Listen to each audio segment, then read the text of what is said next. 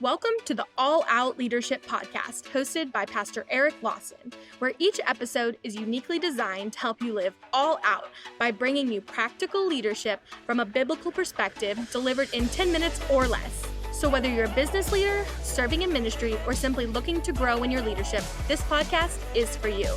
Before we dive into this week's topic, make sure to subscribe to the podcast and download the show notes at ericlawson.com/podcast. And while you're at it, feel free to share the content on social media. Now, let's join Pastor Eric for this week's conversation. Welcome to another edition of the All Out Leadership Podcast. We are on week 5 of customer service. Today, I want to talk about, can I help you? First principle to remember is this. Customers are why you have a job.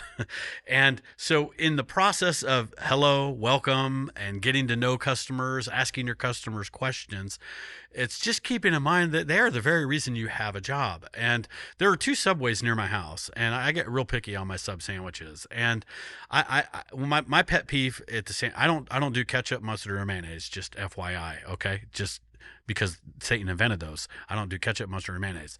And so if I'm going to have a sandwich, I do like an Italian dressing, or I'll do an oil and vinegar. So when I'm at this particular Subway, I'll see this knife sitting there that the Subway person's getting ready to cut my sandwich in half, and it's got like 733 other sauces on it because it hasn't been washed in a week. And so I'll go, hey, could you just clean that? Could you wipe that? Could you? And there was this girl. It was the same girl all the time. She would roll her eyes and go, I'd do this sigh, and then she'd go over and wash the knife. Like I just asked her to, give me $1 million or something. And so it was just like, I put her out. And so, this Subway was a little bit closer to my house, and I finally got fed up of her rolling her eyes and her sighs. So I just went an extra block and went to the other Subway and started doing business there, because when I asked them to wipe the sandwich, they didn't roll their eyes and they didn't give me deep sighs. And so customers and how you treat them, you got to remember they're the very reason you have a job. And so don't make your customer feel like they're putting you out or, they're an inconvenience. No, they are your job security. Without them, you don't have a job, you don't have a business, and you are very glad that they're there because they can go to a number of places. Look, I remind myself, anytime somebody walks through the door of our church, there are hundreds of other churches that they could choose from today, and they chose to be here, and I hope they choose to come back. Although there's a few people, I don't mind if they don't. But treat everybody special. There was a business study found why customers quit doing business. Here's what they found. 1% of their customers died. 3% moved away. 5% other friendships kind of took them into another direction. 9% was competitive reasons and prices. Now that's very interesting when you only really think about 9% of why somebody left you to do business somewhere else was only competitive. 14% was product dissatisfaction, but 68% of the reasons people leave was in an attitude of indifference by an employee. And when I look at my life and where I choose to send my business and spend my dollars, I could say I probably fall into that same category statistically, that more often than not, when I choose to take my loyalty to another company, it's not over a price, it's not over the product, it's over an attitude an employee had in the interaction with me. If somebody makes me feel like I'm an inconvenience, I'm only going to put up with that so long. I have other choices. And everybody coming into your store, everybody coming through your church, they do have other options. So it is important how you make people feel. And just remember, they are why you have a job. They are why we are a church. So be excited to help. Be proactive. Don't wait for them to come to you with a question. Go to them. Hey, so glad you're here. Can I help you find anything? Or, what can we do for you today? Be proactive. Don't wait for them to come to you. Now, there's a furniture store that's a little over proactive here in our area. And you could tell that the salespeople work on commissions. And so like there's 70 people lined up waiting to just pounce on you when you come in. And so I was walking in one time, I was looking for a particular furniture item, and this one particular person stood out from the rest in all my encounters in that store. And so they just came up to me and said, hello, my name's so-and-so. Can I help you find anything today in particular? And I said, my usual answer is always, no, I'm fine. I'm just looking, because I just want them to leave me alone. So the response was, okay, well, again, my name is so-and-so, and if I can help you with anything, it's no bother at all. I'll just be right here. Again, I'd be happy to help you. Now, the way they navigated that made me feel more than I'm a transaction and they're a vulture and I'm just a piece of fresh meat that came in. So sure enough, I did end up with some questions, and I waved to that salesperson. They came over and I had a pleasant interaction, and they treated me in a way that they were excited to help me, not just have a transaction. They showed interest in fact, they went further to say, so tell me what you need this for and how you're going to use this. And they go, hey, well, you know what? If you might be interested in taking a look at this might actually be better for you. So they took me to another area and was like, oh, wow. And actually they upgraded my sale to a little bit more expensive piece of furniture because it was actually more in line with what I needed. Why? Because they were excited to help. They weren't just about a transaction. They actually just cared about me as a great customer. So show versus tell, this is another big thing that's so important today, especially with inflation, as things are getting more competitive, as people's money is getting tighter, we got to work harder. And so show versus tell. When somebody asks a question, hey, where do I find such and such? I'm always impressed when somebody goes, Bert, let me show you where that is. And they walk you 7 aisles over, they walk you down, and they go, here's where that product is.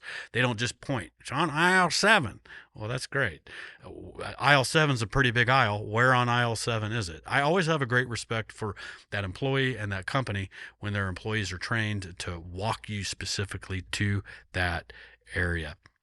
At church, I'm a big fan of this. If anytime I meet somebody and I can kind of tell, I say, hey, how you doing? Is this your first time here? And they're looking, I go, hey, have you seen our kids area? And I see they got kids. Well, let me show you this. And I personally love to just walk around, give people a tour and show off our church and make sure they have a great experience. And I love to show versus tell. Next, be honest. So when somebody asks a question and you don't have an answer, and this happens to me all the time, people will say, hey, how do we do such and such? I go, that's a great question. I actually don't know, but I will find out for you. Make a note, follow up with them. Sometimes I've had to say, I'll have an answer for you by the time you get out of service. And people are shocked. You're the pastor, you don't know everything? No, I don't. And that's because I'm actually a good pastor and I empower people and I delegate. There's certain things I do need to know, but I don't need to know every little detail because that would be micromanagement. But I do know somebody that knows somebody that has an answer, and we will get it to you. So don't just go, I'm sorry, I don't know. Go, you know what? I don't know that, but I will find an answer to that. I've always been impressed with a staff member of wherever I'm at in business, and they respond that way. That's a great question. Let me make a phone call. Let me go talk to my manager. Let me find out. And they always come back with an answer. It's a real letdown when they go, I don't know, and they just leave it there. Next, never talk bad about a customer in front of another customer. Now, I'm not going to say don't ever talk bad about somebody. I mean, I know we really aren't supposed to, but there are times you're having to talk about the reality of a negative situation with the right people in the right context. But I'm talking about never talk bad about a customer in front of another customer. I was at a grocery store not long ago, and there was this lady who was just slow. And, this tests my Christianity. She was just slow. And she was the lady that was clueless that anybody else in the universe actually existed. And she was the only one on this planet. Slow, that person, you know who I'm talking about. And anyway, but the cashier was very nice. And I was actually really impressed with how patient this cashier was, because none of us in line were as patient and kind as that cashier. But what happened was, as soon as that lady passed on through, the cashier rolled her eyes and began to bash her. I lost all respect for that cashier after that. She was doing so good. And she just smiled, said to me, hey, how can I help you? Glad you're here. And had left it at that. I would have been very impressed with her, and I would have been very impressed with that company. But I lost respect for her, and I lost respect for that company because the way she talked about that negative customer. Yes, it was a horrible experience, and that lady was frustrating to everybody. But she didn't have to say that. Because here's what I know.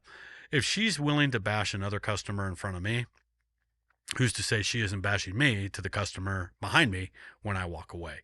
People notice those things. So be very careful about how you talk about all your customers in front of other customers. So that is 5 weeks on customer service. Hopefully that was helpful. Look forward to seeing you next week as we continue our All Out Leadership Podcast.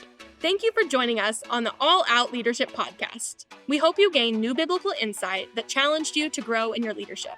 If you've enjoyed this week's episode, we would love your help in getting the content out further. You can help by subscribing to the podcast at ericlawson.com/podcast and telling others about it. Next week, Pastor Eric will be back with another episode. So until then, we hope you have a great week being an all-out leader.